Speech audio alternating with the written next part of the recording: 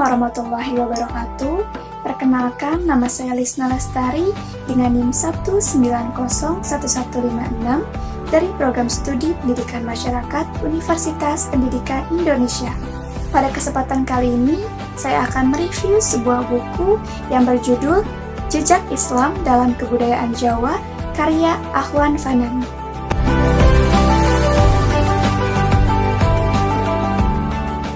Jadi, buku ini memiliki 13 bab, di mana buku ini diawali dengan penjelasan mengenai konsep dasar kebudayaan, kemudian dilanjutkan mengenai bagaimana hubungan Islam dan budaya, hingga penjelasan spesifik mengenai bagaimana Islam ini muncul dalam kebudayaan masyarakat Jawa. Sebelumnya telah dijelaskan secara singkat mengenai isi dari buku ini. Namun kali ini saya akan lebih memperjelas kembali bagaimana isi keseluruhan dari buku Jejak Islam dalam Kebudayaan Jawa ini. Pada bab pertama membahas mengenai konsep dasar kebudayaan. Budaya diartikan sebagai suatu kebiasaan dari masyarakat. Ada pula pengertian yang lebih populer yang dikemukakan oleh salah satu tokoh bernama Konceraningrat. Beliau mengatakan budaya merupakan keseluruhan gagasan, tindakan, dan hasil karya manusia dalam rangka kehidupan masyarakat yang dijadikan milik diri manusia dengan belajar. Kemudian juga budaya ini bersinggungan dengan beberapa istilah lain, yakni adat, peradaban. Kedua hal tersebut juga merupakan bagian dari budaya itu sendiri. Selanjutnya pada bab 2 membahas mengenai Islam dan budaya. Ajaran Islam berkembang dalam ruang kebudayaan. Noel James Coulson, yaitu seorang peneliti Islam di Barat, menyatakan bahwa hukum Islam tidak sepenuhnya menghapuskan adat masyarakat. Ada beberapa elemen yang digantikan oleh syariat Islam, ada pula yang tetap dipelihara karena tidak menyalahi nilai dasar Islam. Budaya dalam hukum Islam disebut dengan adat atau urf, yaitu sesuatu yang dianggap atau dipandang baik dalam masyarakat. Kemudian, hubungan antara Islam dan adat memiliki beberapa pola hubungan, yakni penggantian, modifikasi, adopsi, dan kreasi. Begitu juga di Jawa, metode dakwah Islam dilakukan dengan beberapa pendekatan yang disebutkan sebelumnya. Sebagai contoh, yaitu mengganti sebagian unsur lama dengan unsur baru atau exchange, seperti kenduren atau selamatan. Kemudian mengganti secara keseluruhan tradisi lama dengan tradisi baru, seperti sembahyang di kuil menjadi sembahyang di masjid, dan lain sebagainya. Jadi hubungan Islam dan budaya Jawa bersifat dinamis dan kreatif. Bab ketiga masuk pada pembahasan perkembangan masyarakat Jawa. Islam membawa pengaruh besar kepada masyarakat Jawa.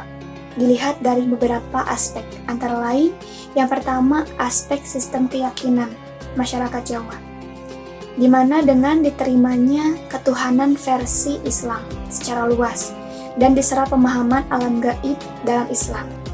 Kedua, aspek bahasa dan sastra, melahirkan bahasa Jawa baru yang dipengaruhi kosakata Arab. Kemudian lahir sastra Islam seperti suluk, pirit, hingga babat. Yang ketiga ada aspek ritus, yaitu diterimanya ritual Islam. Dan yang keempat, aspek politik, dengan berdirinya kerajaan-kerajaan Islam di Jawa seperti Demak, Pajang, Mataram Islam. Dan selanjutnya ada aspek etika dan hubungan sosial, seperti nilai kesabaran, rendah hati, ikhlas. Selanjutnya ada aspek pendidikan. Hadirnya pesantren, madrasah, kemudian masuknya pelajaran agama di sekolah. Selanjutnya juga ada aspek dalam pembentukan adat dan hukum, seperti dalam warisan melahirkan prinsip sepikul untuk laki-laki dan segendong untuk perempuan. Selanjutnya masuk pada pembahasan mengenai masuknya pengaruh Islam ke daerah Jawa. Proses masuknya Islam di daerah Jawa ini ada 3 jalur. Yang pertama ada jalur melalui perdagangan Muslim, kemudian ada jalur para tokoh agama, dan yang ketiga jalur politik, di mana para bangsawan dan penguasa lokal yang berada di Jawa masuk ke dalam Islam. Bab kelima yaitu ada Islam dan ketuhanan Jawa. Terdapat beberapa keyakinan masyarakat Jawa yang berkembang seiring dengan masuknya berbagai pengaruh dari luar, di mana ada ajaran yang tumbuh di tanah Jawa. Menurut Damar Sasangka, yang pertama ada Jawa Dipa, yaitu ajaran asli Jawa. Kemudian yang kedua ada Jawa Buddha, yang merupakan ajaran Buddha yang bersinkretisme dengan ajaran Hindu. Dan yang terakhir ada ajaran Kejawen, yaitu ajaran Islam tasawuf. Selanjutnya memasuki bab ke-6. Jadi bab ini tuh menjelaskan mengenai eskatologi dan makhluk gaib.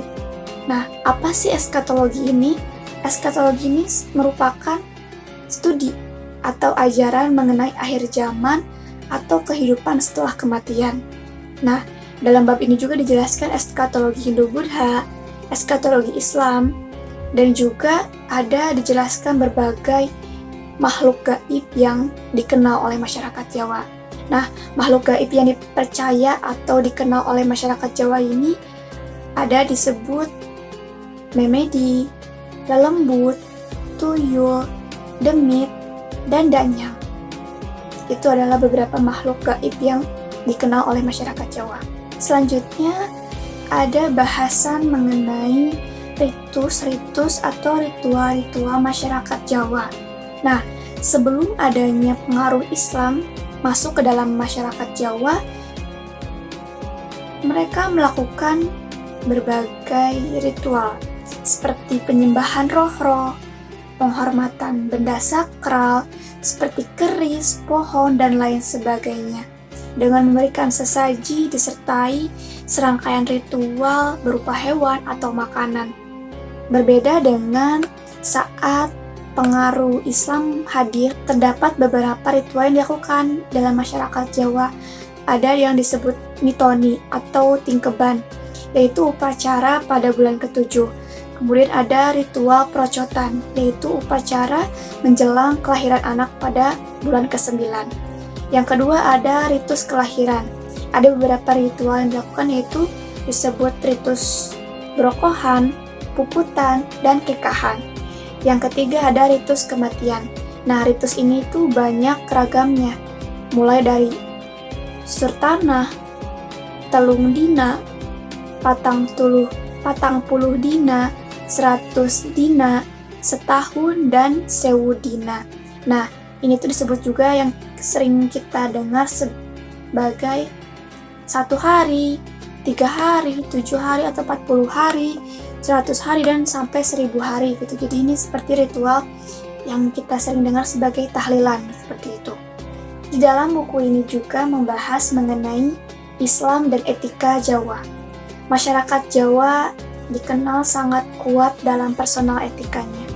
Dasar pandangan filosofis yang mendasari perilaku etis masyarakat Jawa antara lain kesatuan dan harmoni, hierarki, dan hubungan individu masyarakat. Jadi, ajaran agama menjadi salah satu sumber dalam pembentukan etika Jawa. Islam menyatu dalam kehidupan masyarakat Jawa sehingga nilai-nilai Islam diserap dan ditransmisikan kepada masyarakat melalui media yang bisa diterima.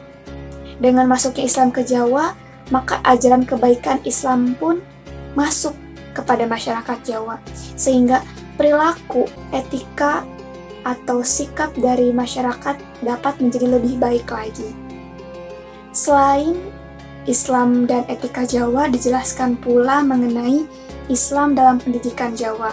Hal ini sebelumnya sempat disinggung pada bahasan awal-awal, di mana Islam ini mempengaruhi juga pada pendidikan di Jawa, di mana munculnya pesantren, madrasah, masjid, musola, rumah guru, belajar di luar negeri, dan adanya sekolah. Ada pula pembahasan Islam dalam sistem politik Jawa.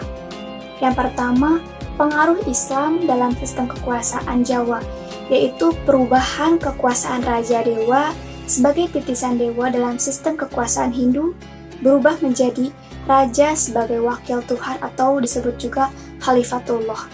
Yang kedua, raja menjadi pengemban tugas untuk memelihara agama Islam dengan gelarnya Sayyidin Panatagama. Kemudian yang ketiga, lahirnya kebutuhan raja terhadap restu dari tokoh atau konsepsi agama. Dan yang terakhir, lembaga penghulu adalah perwujudan dari pelembagaan ajaran Islam di Kerajaan Jawa masa Islam. Pada bab 11 dibahas juga mengenai nilai Islam dalam seni arsitektur. Nah, karya Islam dalam seni arsitektur ini terdapat dalam berbagai macam bentuk, seperti makam, masjid, madrasah, kitab matan takrib yang ditemukan para pedagang VOC di Jawa. Kemudian juga ada kitab Muharrar karya Al-Rafi. Kemudian juga muncul seni dalam bentuk wayang khas Jawa. Ada juga tarian-tarian. Selain mempengaruhi seni arsitektur, Islam juga mempengaruhi dalam bidang kesusastraan Jawa, di mana munculnya atau lahirnya karya suluk yang merupakan karya yang sangat kuat dipengaruhi oleh ajaran Islam, khususnya karya suluk yang lahir dari masyarakat pesisiran. Ada juga karya lainnya seperti karya-karya mistik keraton dan karya serat Wedatama. Selanjutnya adalah pembahasan terakhir, yaitu pada bab ke-13. Buku ini membahas mengenai budaya Jawa dan masyarakat modern. Jadi, agama menjadi sumber nilai yang dicari manusia modern untuk menemukan makna hidup dan tujuan hidupnya. Agama memberikan nilai-nilai yang tidak mengagungkan materialisme dan dapat mengerem ketamakan manusia terhadap barang dan kekayaan. Oleh karena itu, masyarakat Jawa dapat semakin dekat dengan agama untuk menemukan makna dan eksistensinya. Sebelumnya telah dijelaskan mengenai isi keseluruhan dari buku Jejak Islam dalam Kebudayaan Jawa. Nah, tentunya buku ini memiliki kelebihan. Nah, kelebihannya itu adalah tersedianya informasi yang sangat detail dan lengkap. Mulai dari konsep dasar budaya itu sendiri, hingga penjelasan detail mengenai Islam dan budaya masyarakat Jawa. Juga, selain Islam dan budaya, buku ini juga menjelaskan Islam dari berbagai aspek gitu. Jadi informasi atau pengetahuan banyak diperoleh dari buku ini, dan juga tentunya yang paling utama kita bisa mengetahui Islam dan budaya lokal di Indonesia, salah satunya Islam dan budaya Jawa.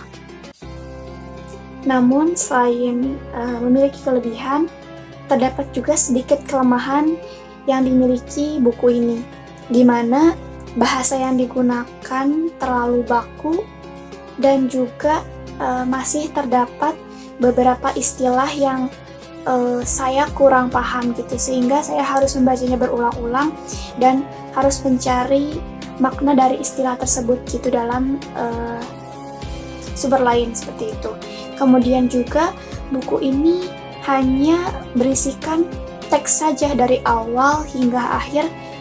Mungkin sarannya bisa diberi beberapa gambar atau ilustrasi terkait yang dijelaskan gitu, agar pembaca dapat memperoleh sedikit gambaran. Mungkin cukup sekian review buku berjudul Jejak Islam dalam Kebudayaan Jawa karya Ahwan Fanani. Mohon maaf apabila ada kesalahan penyampaian. Terima kasih atas perhatiannya. Assalamualaikum warahmatullahi wabarakatuh.